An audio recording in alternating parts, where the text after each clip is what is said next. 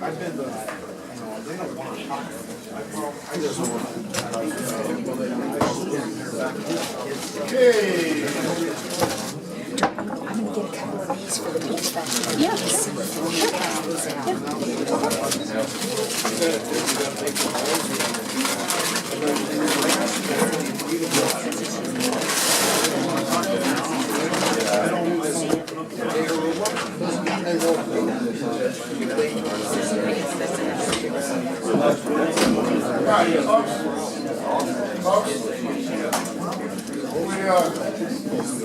We have up the conversation, please.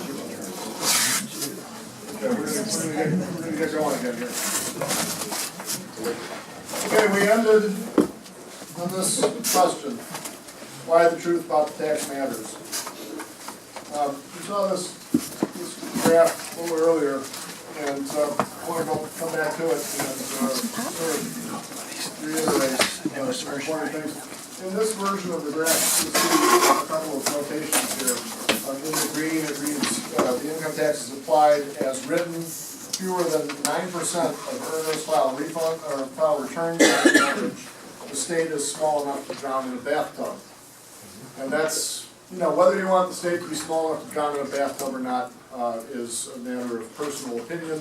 The founders wanted the state to be small enough to drown in a bathtub. They expected the state, not because they wanted to drown it, but because when it's that small, it's doing what it's supposed to do. It is doing its constitutional duties, one of which is to stay out of people's lives, because its purpose is to secure your rights. It doesn't secure your rights by being in your business all over the place. It secures your rights by being out of your business and keeping other people out of your business. That's the process. That's what the federal government is there for. So they wanted it small enough to drown in the bathtub. They wanted it to be vigorous and powerful in the areas where it was intended to be. One or two little things, and not much else. In the red, we see a period in which the income tax is misapplied. The filing rate jumps to an annual average of more than 90%, and the state becomes Leviathan. The state becomes the thing that eats everything. Leviathan was a biblical creature that, was sort of invited by foolishness of Solomon, and it showed up and it ate everything. And then asked, okay, that was the snack. Where's the real meal here? Because that's how it is. That's what we have here. That's the hockey stick blade.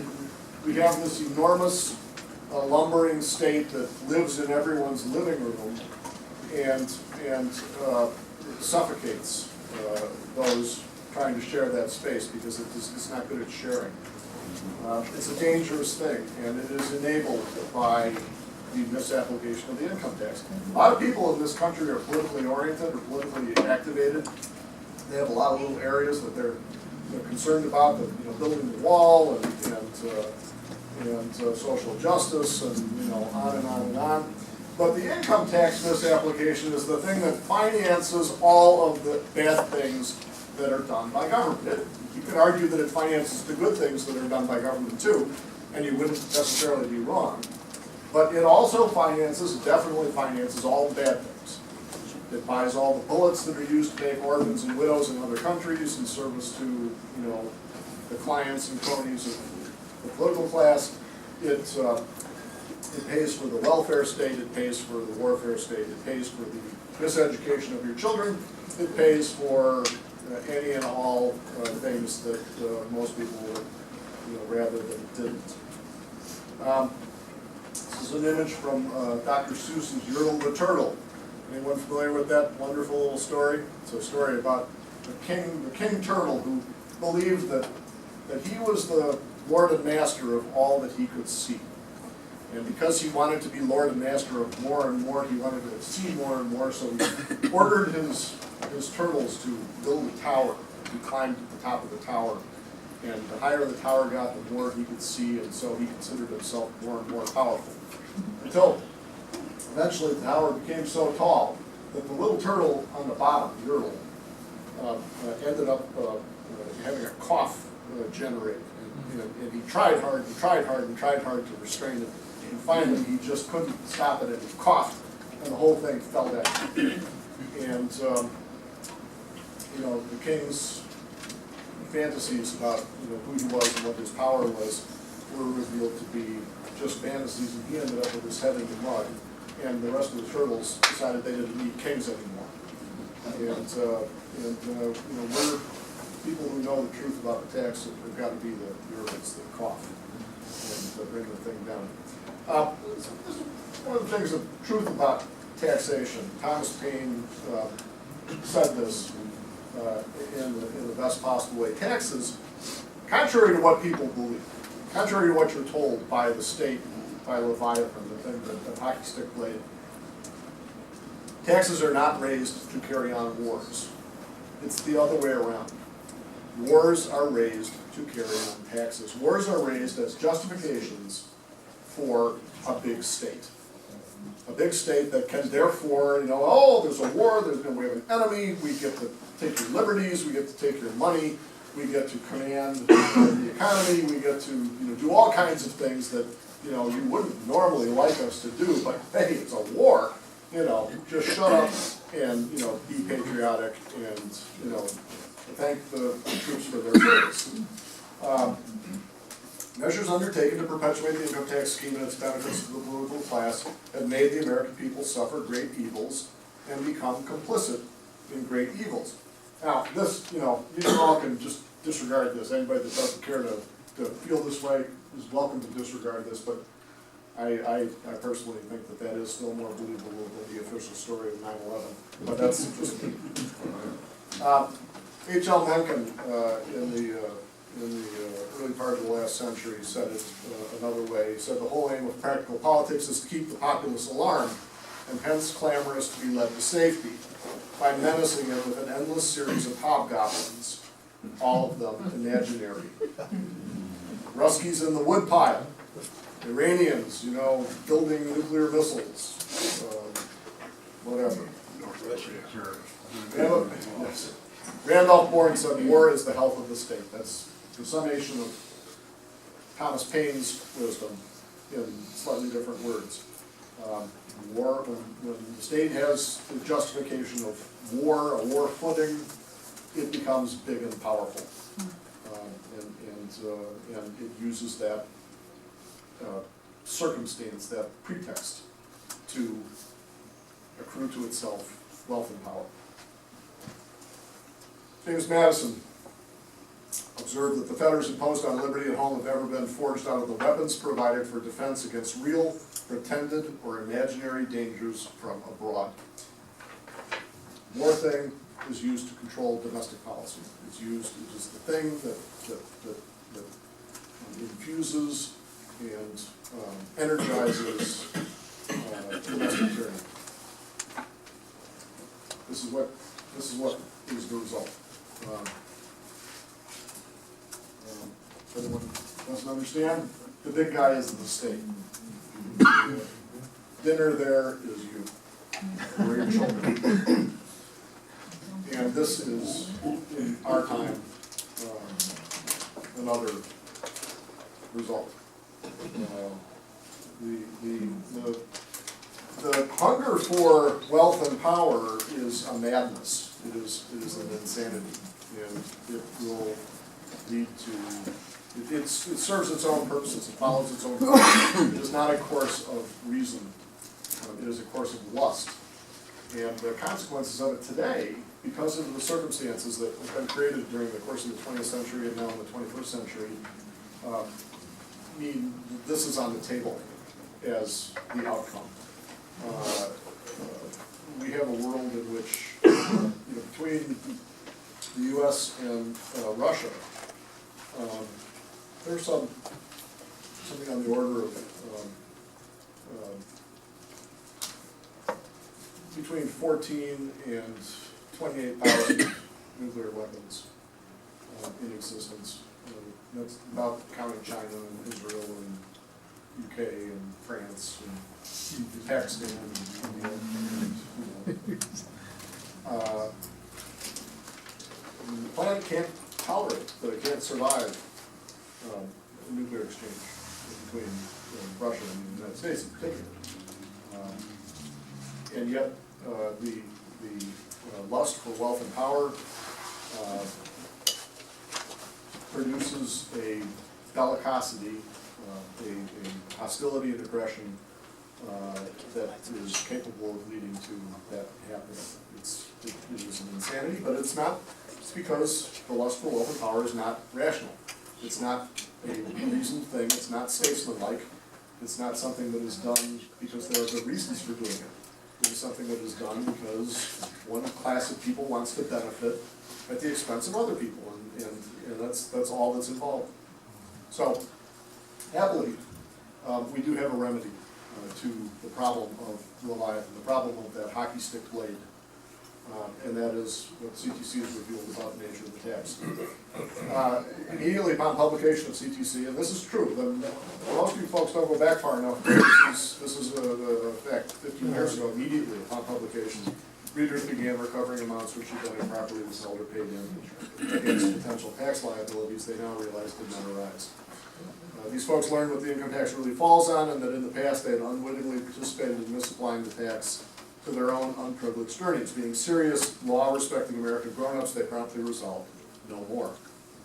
The recovered amounts include all normal federal, state, and local income taxes, as well as Social Security and Medicare taxes, which are just income surtaxes.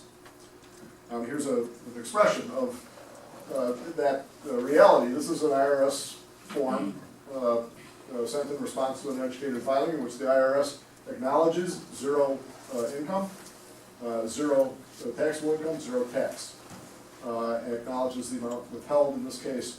Now, this is significant. The reason I have this image up here is because everyone should realize this is a case in which somebody filed a tax return indicating their belief that they had received nothing that qualified as income.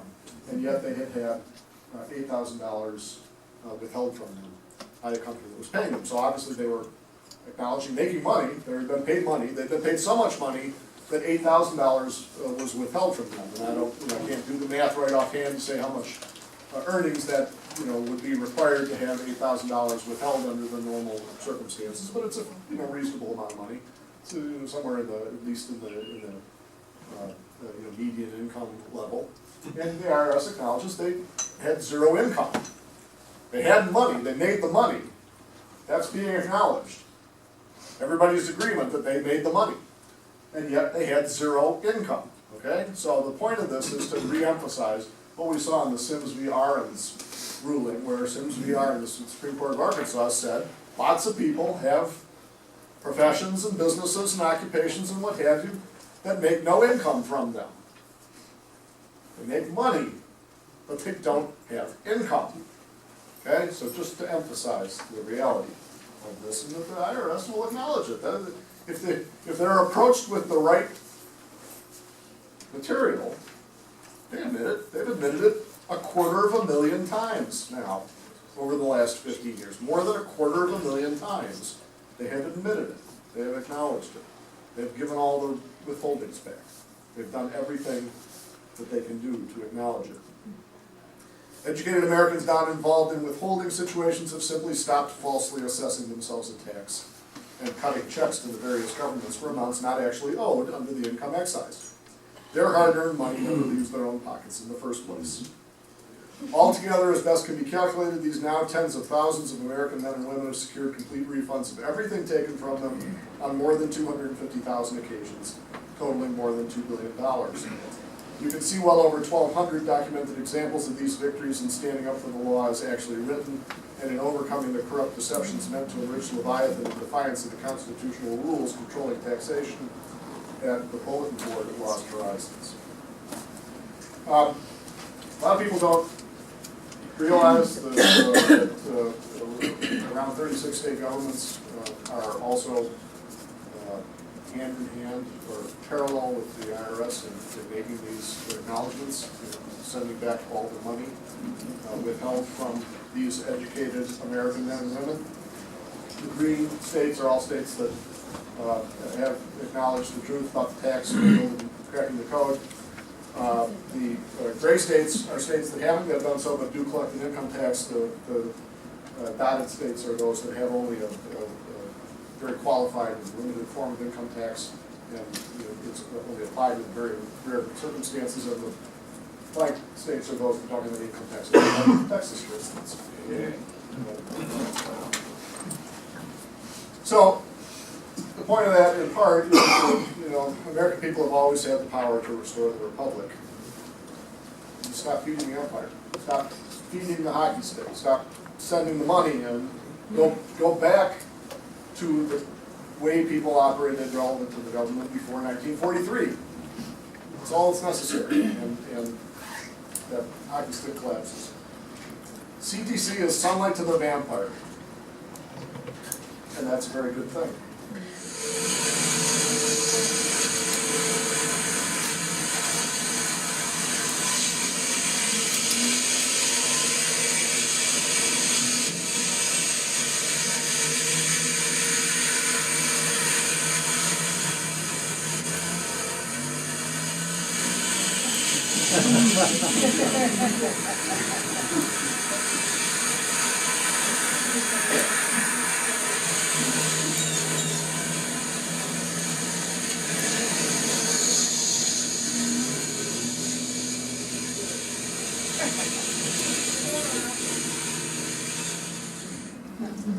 Yeah, knowing is better.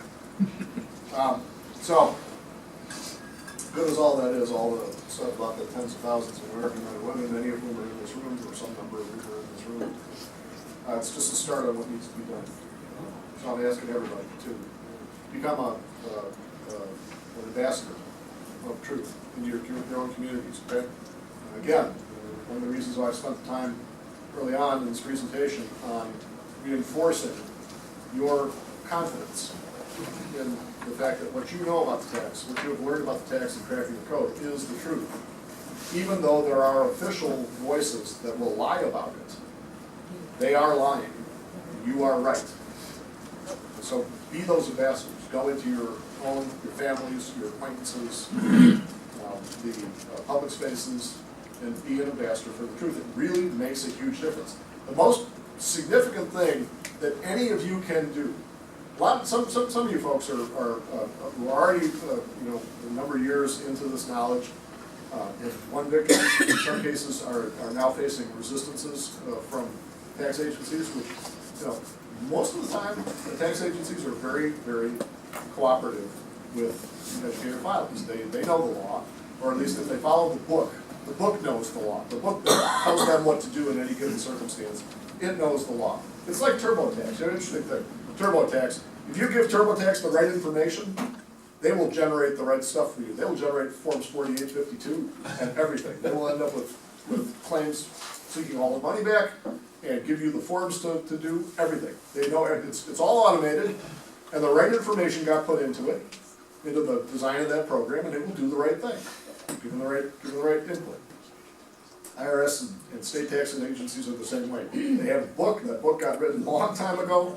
Tells them to do this, do this, do this. When this happens, do this. When this happens, do this. If they do the things that the book tells them to do, they end up getting to the right place.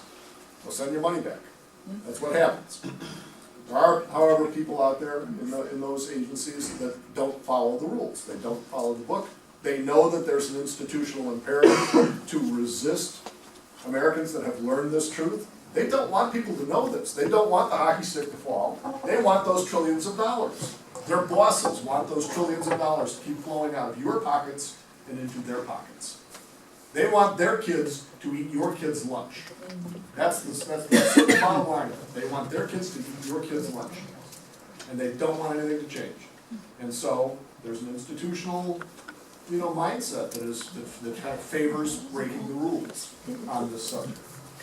So there's resistance out there.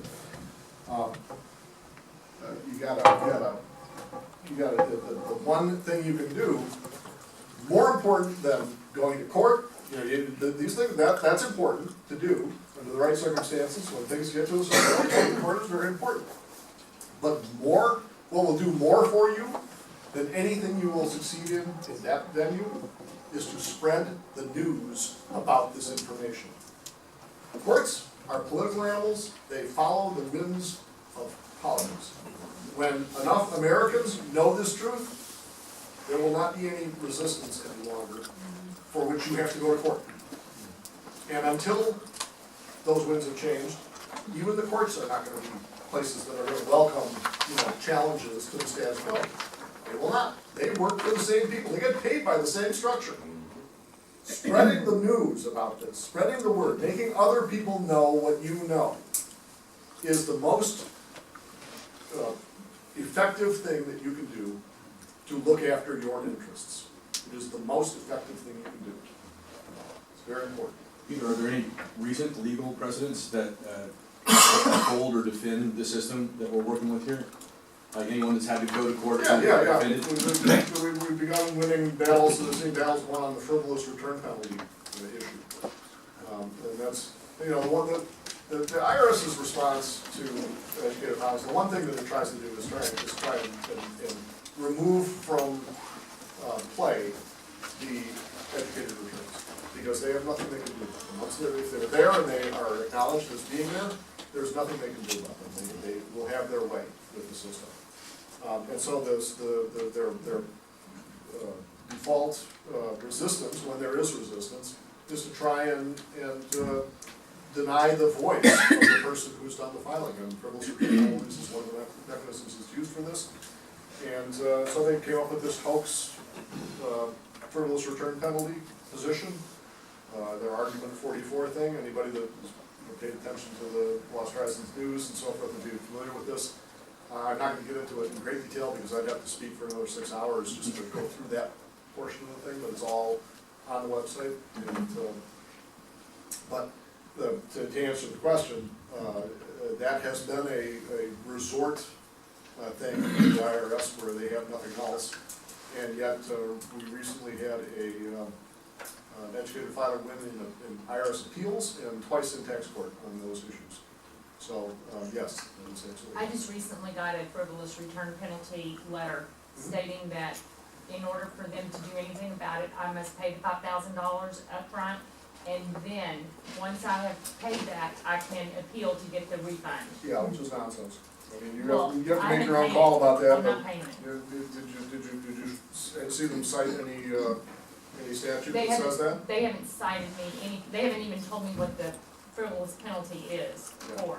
Yeah, no, but anyone who has been subjected to frivolous return penalty nonsense, on the Lost Horizons site, there is a great deal of very significant and worthwhile information about how to respond to those letters, how to deal with every aspect of it, and detailing the hoax as well, which is critically important. So if anyone is having to deal with that nonsense, like I said, go to the webpage, go to the sitemap, go to the legal resources section of the sitemap, and the very second topic item listed is drill down on exclusively the frivolous return penalty stuff. So that's what I suggest. I paid them a $5,000 frivolous penalty back in 2016 because I wasn't quick enough in understanding their shenanigans. Okay. Is there, and I've told them a couple of times I want my money back. Is there any legal way I can make them pay me back? Yes, there is, and there is a newly added, relatively newly added, in the last 6 months, page in that frivolous return penalties section on the website, dealing with that. Getting money back? Yes. Okay, good. All right, let's hold questions now, going forward for a little bit here, and we'll get to a Q&A portion in a bit. So as I said, share the information far, fast, and wide, fast, far, and wide. And when I say that, I want to encourage everyone, the storm is spoken of in this little thing. Fate whispers to the warrior, you cannot withstand the storm, and the warrior whispers back, I am the storm. That's what you gotta be. Exactly. That's what you gotta be. You gotta be the storm. You gotta be, the person that put this billboard up on a freeway in Missouri, to be seen by, who knows how many tens of thousands of people. And those tens of thousands of people to be woken up in the manner in which Samuel Adams said, it doesn't take a majority to prevail, it takes a minority eager to plant brush fires of liberty in the minds of men. That's all that does, but tens of thousands of people maybe hundreds of thousands of people saw that, had that little brush fire started in their brains. And that's what beating the storm is. Now, it's relatively cheap, $300-400 walked that up there for a month on that freeway, to be seen by tens of thousands or perhaps hundreds of thousands of people. It's a pretty good investment, within the means of most anybody that really cares. This San Antonio, this was a rally in San Antonio in 2007. People that just went to the trouble of being there and being visible, and in this case, getting on the Glenn Beck show and having, who knows how many hundreds of thousands of people see that little bit of information. Teach your kids about taxes, eat 30% of their ice cream. This is somebody being the storm, in their own little whimsical kind of way, but no kidding. This is just a business owner that, is walking the walk. So how does government feel about all this? Well, it's not like it. It lies about the stuff. It lies, we saw some of the official lies. This is another little standard thing. And you folks, you need to keep in mind the dichotomy between, reality, Joe with his wheelbarrow full of refunds, and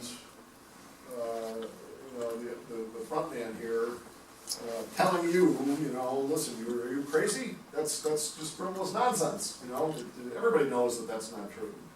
Everybody except Joe in the back there, who's wheeling out those $250,000 complete refunds to people over the last 15 years. So who's telling the truth here? If Joe's telling the truth. These people are not good people, They're criminals.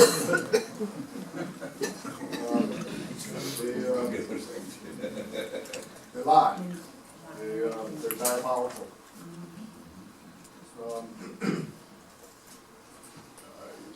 Posted this on the website a while ago, and I imagine everybody saw it. I'm going to read through it real quickly. On April 9th, 2015, the United States Department of Justice, I'm sick because it's not justice that they deal in, but Tax Division Attorney Jeffrey McClellan, speaking in court on behalf of the United States, admitted that the United States has returned billions in improperly collected income taxes to readers of Pete Hendrickson's book, Cracking the Code. In a Herculean effort at spinning his compelled admission into something less dangerous to his institutional mission, McClellan explained it this way. Hendrickson has devised a scheme to which the IRS is seemingly vulnerable. Sure, Jeff, that's the ticket. There's a scheme by which billions have been recovered steadily over 15 years in response to more than 250,000 individual claims. And not just from the feds, but from dozens of state governments too. But there's nothing to look at here, right? Because it's just a big old fraudulent scheme. That's the quality of stuff that you have to deal with. But what you need to do, you need to be remembering the 250,000.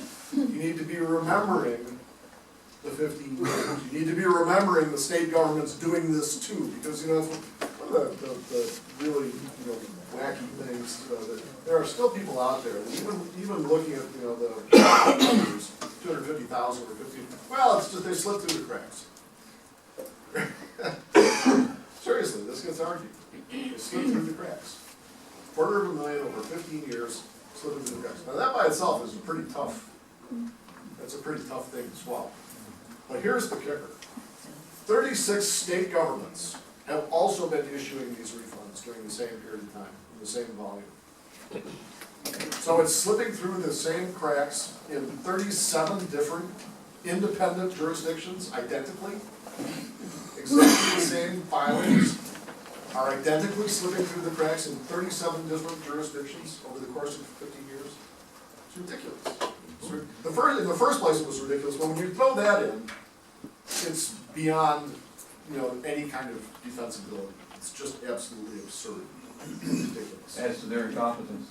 Well, as to their incompetence and as to the lie that is being harbored by anyone who would say it's just a big mistake. It's just, it's slipping through the cracks. No, it clearly is not just slipping through the cracks. Stop saying that. You cannot say that. You have to acknowledge that it's not slipping through the cracks. This is happening with the knowledge of the people that are issuing those refunds. They know they're doing it. And they obviously know they're doing it because 37 different independent jurisdictions are doing it simultaneously. You could argue maybe that, well, the IRS is just a bunch of bumbling idiots. And there's some kind of glitch in their little system that, allows these glaringly obvious claims, in which in many cases people have cover letters explaining what their filings are all about. They say, I didn't have any income, but I had this much money withheld from my earnings, and I want all of it back, including Social Security and Medicare, etc. The cover letter says those things. And somebody at the IRS opens that return up, and they read that cover letter, and they look at that return, and it says 0 for all the income figures, or most of them, or whatever, and it has a bunch of money withheld, and it has a claim on it saying, I want all that back. And we're to believe that this is a misunderstood filing? Of course it's not misunderstood, it's perfectly understood, and it's understood so much that the IRS issues documentation like that one that we looked at a little while ago, where they admitted 0 income, 0 taxable income, 0 income, 0 tax owed, $8,000 of withholding, amount to be refunded, $8,000. So, that's what happens. And now, we have 36 state governments doing exactly the same thing as well. Gotta remember these things. This is the thing. You have to remember these things so that, when you are talking to your Uncle Ernie, next time you are, and you're saying, look, you gotta understand this truth about the tax, it's really important. And he says, oh, come on, that's crazy. That's crazy. That couldn't possibly, how could that be true? Then the response is, well, Uncle, how could this be true? And then, you gotta be able to marshal your defense. So, I'm not trying to lay a burden on anyone, but I'm saying that if you want to win, if you want your liberty, if you want liberty in your lifetime, like was spoken about at the very beginning here, you gotta be that ambassador. And as an ambassador, you gotta, be confident and armed for bear. Facts.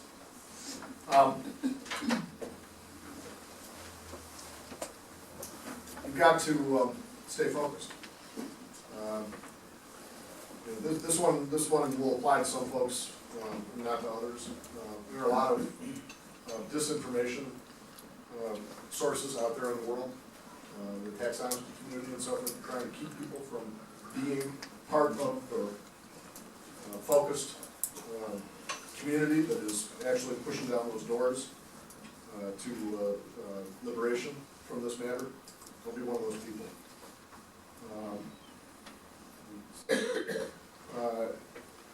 Judge Sandy Whiplash here, this is the kind of thing that you'll get from official as often as not. Stop reading, I'll tell you what the law says. That's really what they want. They don't want you to be, an active, informed American. They want to be the doorkeeper, the bottleneck, the thing that tells everyone else what the law says. Because it really is a matter of us against them. It's a matter of us against Sandy Whiplash and his ilk. As Tom Paine also said, 2 classes of men, those who pay taxes and those who receive and live upon taxes. This is a chart the Bureau of Economic Analysis produced this a few years ago, 2014, showing the reality of private sector paying benefits, yours, and I presume there's nobody here that works for the government, right? Am I right or wrong about that? Anybody here work for the government? Anybody here willing to admit? Anyway, so this is us, this is them.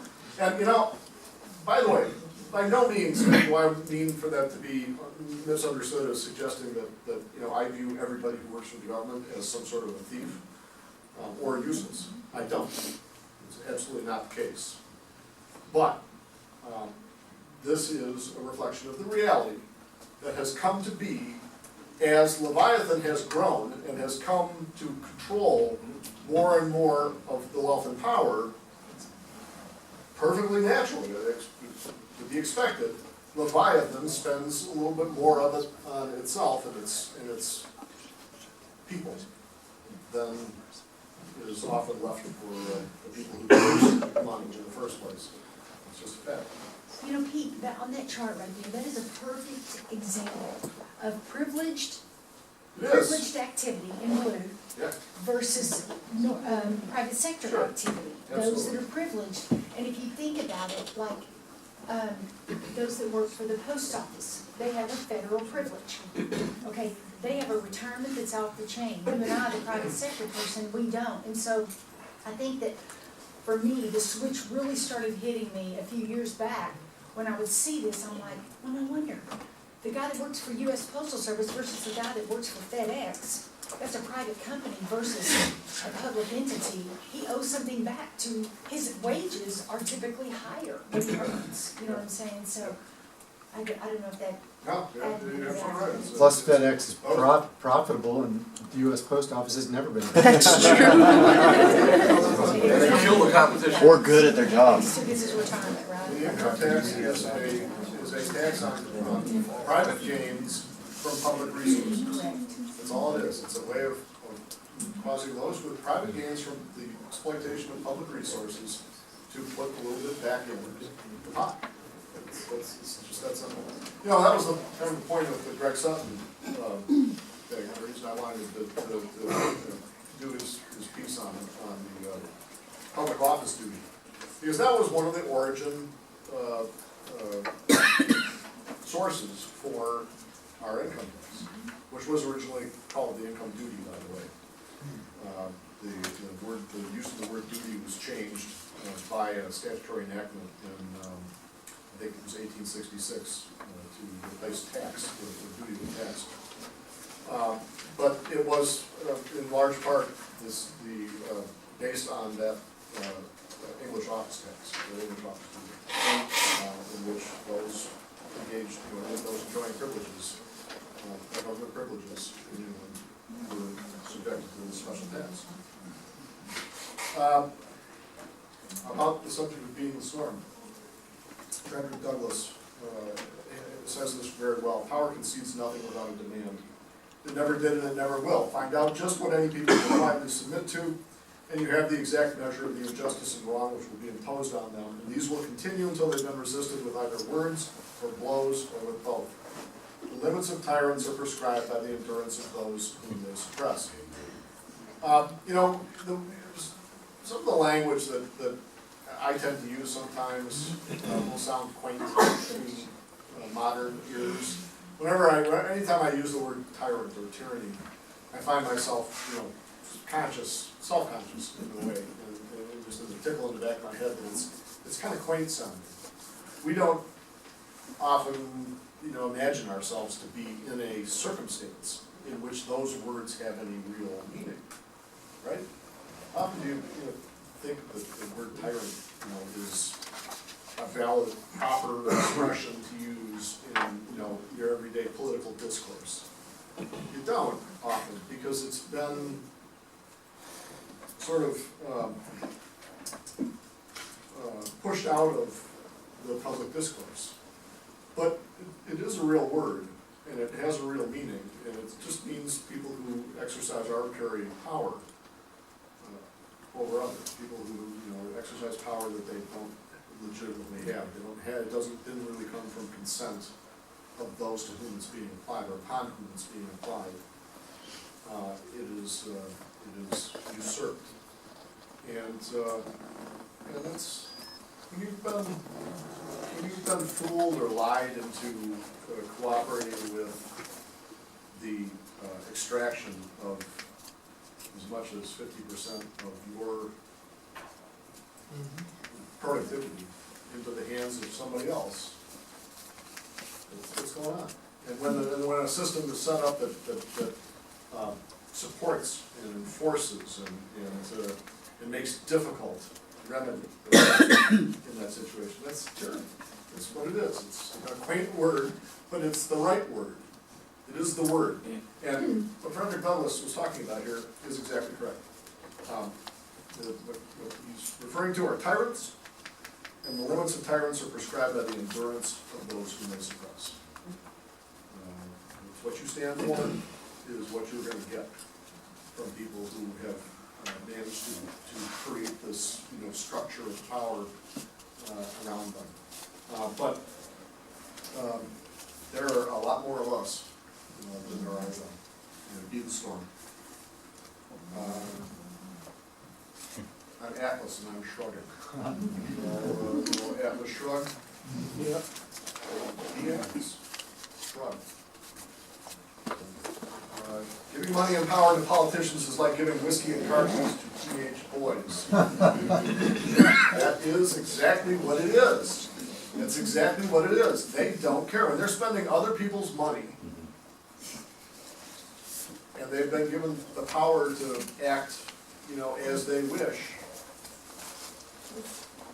they're irresponsible. They're irresponsible. That's right. Like Saruman says, you want me to stop? Why do you keep sending me so much fuel? That's the simple reality. It's the dynamic in this country. Why send the money to buy the bullets to do the harm in the places where harm is being done? If you do that, if you're sending that money, then you've got no reason to complain about it. You've got no basis for saying how bad it is. You're paying for it. You're paying for it. Real Americans don't let their governments run amok. That's our tradition. It's our political tradition to not let our governments run amok.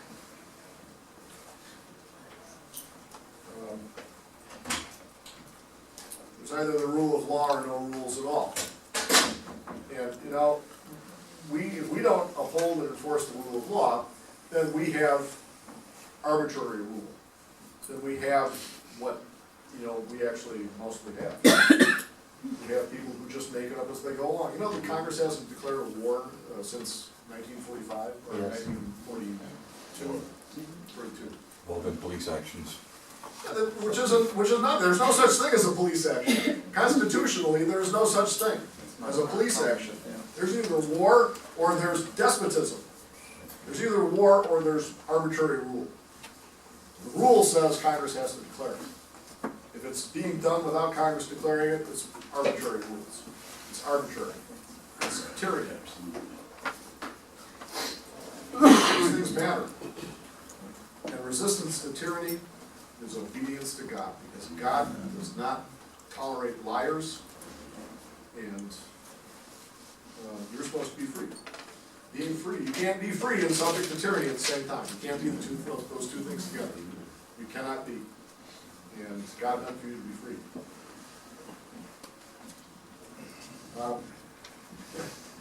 I came across this, I was doing a write-up on what my wife Doreen was being subjected to when she was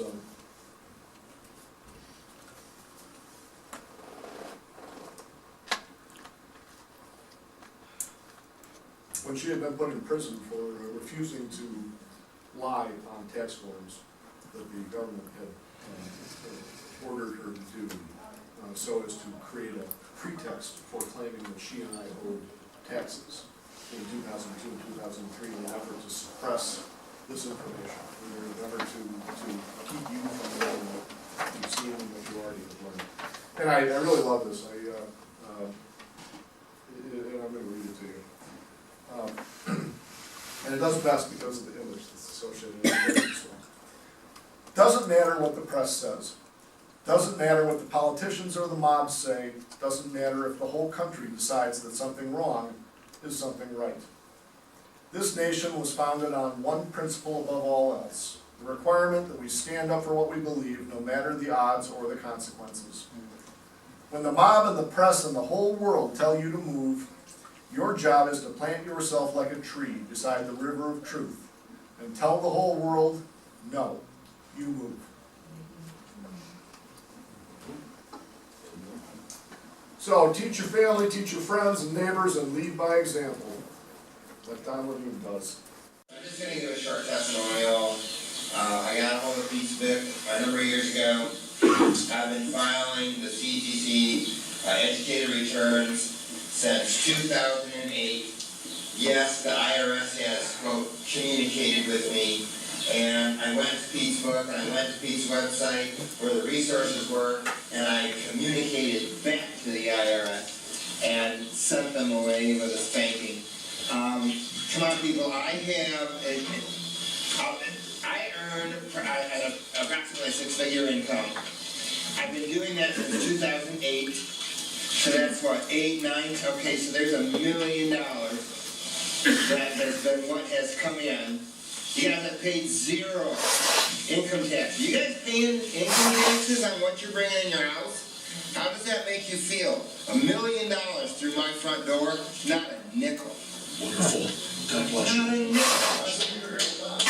Don is upholding the law. Don is a law-respecting person. He knows what the law is, and he is upholding it. He is acting on his behalf. He's doing it in frankly, a fashion that, is a little scary. It's a little scary, because we've all been trained to be afraid of standing up against the IRS that wants you to treat everything that comes in as income, as though it's something they get to take a piece of. That you go out and you do your work, and you sweat, and you put in your creativity, and they say, well, we get a piece of that. We get a piece of that action. No, they don't. They don't. They do not have a claim to a piece of that action. Our law says they don't. It's not that, they don't because you shouldn't. The law says they don't. The law is there, now the case law, that people, it's kind of like the grass fire. This young lady that's talking about how do I take charts and go to city governments and everything, the first thing you do is you become a CtC educated filer. And when everybody in this country becomes a CtC educated filer and quits sending all their money to the government, when you all start doing that, the beast runs out of money, and his curve there that shows the size of the government going up like a hockey stick falls right back down to 10% or below where it belongs. I've been doing it since 2008. I'm sitting right here. His website and his book, and that has everything you need. The first time they contacted me, I was a little nervous and a little scared, and I used his method, what I was taught, and I replied back, and then I said, I won. And then my fear of them went totally away, understanding what the law was, how to refute what they were talking about, because I am not afraid of the IRS.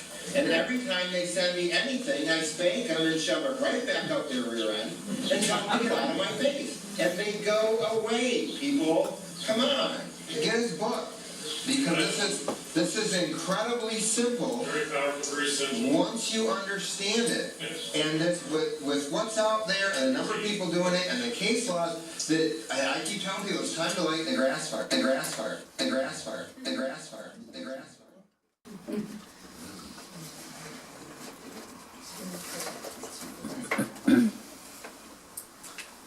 Okay, so that's the